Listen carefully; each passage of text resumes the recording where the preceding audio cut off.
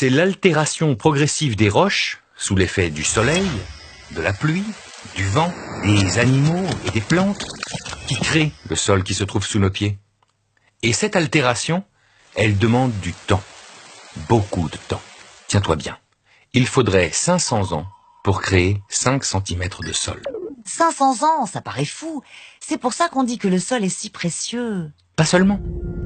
Le sol contient de l'eau, de l'air, des minéraux, mais c'est aussi une incroyable réserve de biodiversité. Sur 1 hectare de sol, on recense entre 1 et 5 tonnes de vers de terre et autres petits animaux, sans compter ce que l'on ne voit pas à l'œil nu.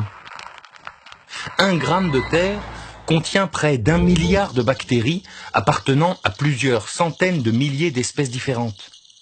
Dans ce même gramme de terre, on trouve aussi près d'1 million de champignons de plusieurs milliers d'espèces.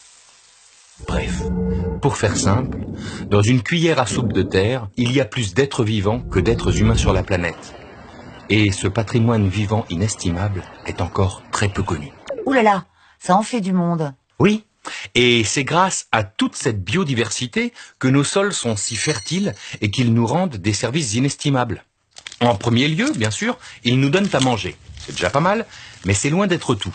Les sols filtrent notre eau, ils nous procurent des matériaux de construction comme le bois, de l'énergie, via la biomasse que l'on brûle pour se chauffer, des matières premières comme le sable, ou encore des vêtements. Des vêtements ?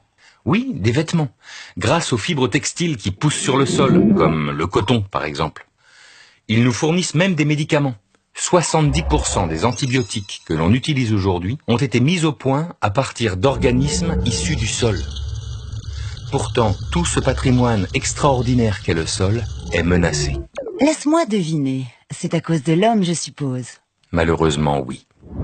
Toutes les richesses qui se trouvent dans le sol sont habituellement protégées par les forêts et les plantes qui poussent dessus.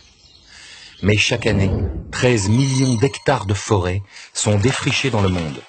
Et nos pratiques agricoles, avec pour seul objectif le rendement, tuent nos sols à petit feu.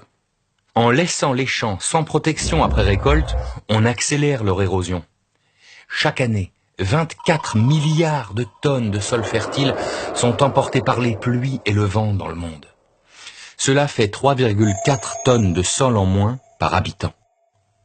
Sans compter le tassement des sols par les machines agricoles, la réduction de la biodiversité et la pollution qui menace nos sols. Et puis, il y a aussi l'urbanisation. Chaque année en Europe, l'équivalent d'une ville comme Berlin est transformé en espace urbain. La course au sol est donc lancée. Des millions d'hectares de terre changent ainsi de main chaque année. En France, au rythme où ça va, on perd en surface l'équivalent d'un département tous les 10 ans. De moins en moins de sol disponible et de plus en plus de gens. On estime que d'ici 2050, il y aura 2 fois moins de terres cultivables disponibles par tête d'habitants dans le monde. Bref, petit à petit, l'homme ronge sur son garde-manger et sur l'un des poumons de la planète. Poumons ? Tu parles des forêts, là ? Oui, mais pas seulement. Car à travers le cycle du carbone, le sol contribue aussi à la régulation de notre climat. Et moins il y a de vie dans ce poumon, moins il respire. Mais ça, c'est une autre histoire.